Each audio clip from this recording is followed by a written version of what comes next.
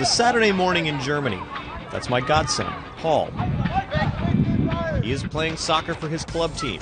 So are a lot of kids in this soccer-obsessed country. Paul lives in the town of Rodenkirchen. I have brought Paul and his little brother Jakob the keeper shirts from Manuel Neuer. That's the goalie for the German national team. Soccer jerseys are the only form of currency they accept. But it's not just me buying their love. Sportswear companies are competing for it too. Adidas, the second largest sportswear company in the world, sponsors and partly owns Neuer's club team, Bayern Munich. Adidas is based in Germany. It sponsors the national team too. Soccer is the heart and soul of the company. Marcus Baumann is Adidas' senior VP for global football. It's part of our DNA, so everything started with soccer back in the days with our founder Adidas, when he invented the first screw-in studs, 54 for the German team to win the World Cup. The miracle of Bern. The miracle of Bern, of course. Baumann is talking about Germany's unexpected win at the 1954 World Cup in Switzerland. It was the first televised cup. It is still a big deal in Germany and at Adidas. I think this is so rooted, soccer is so rooted within the company. For the last 60 years, Adidas has been the world's leading brand in football, which is what the rest of the world calls soccer. World Cup years like this one are very good for the company. So this year is what Adidas calls an event year. What does that mean? It's a year where we'll achieve a new record level of sales. For the first time we will break €2 billion barrier in terms of net sales for the category soccer. That's about $2.7 billion.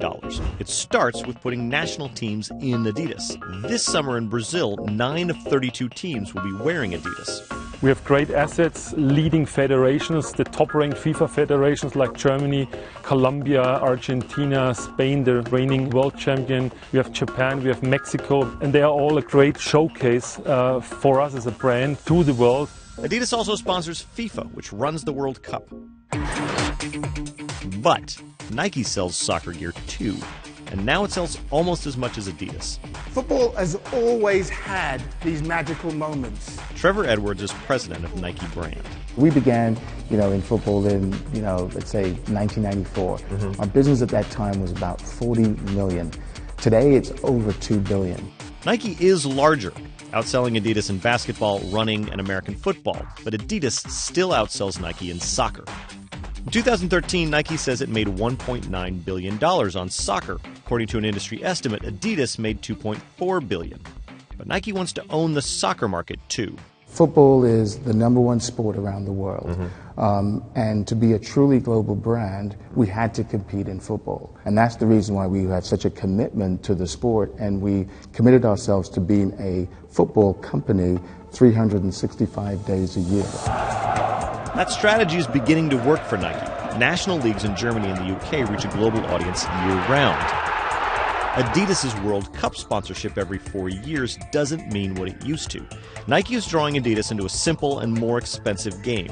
Sponsor as many teams and players as possible. Everyone follows their favorite athletes. When they see, great moments of brilliance from those players, they tend to love those. This doesn't mean Nike ignores the World Cup.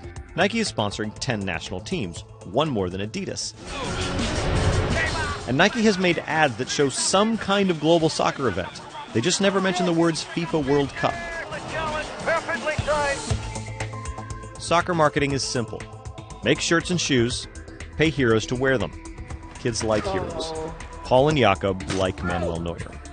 And if Neuer ends up being the keeper for the winning team in Brazil, Paul, Jakob, and Adidas will all have a very, very good year.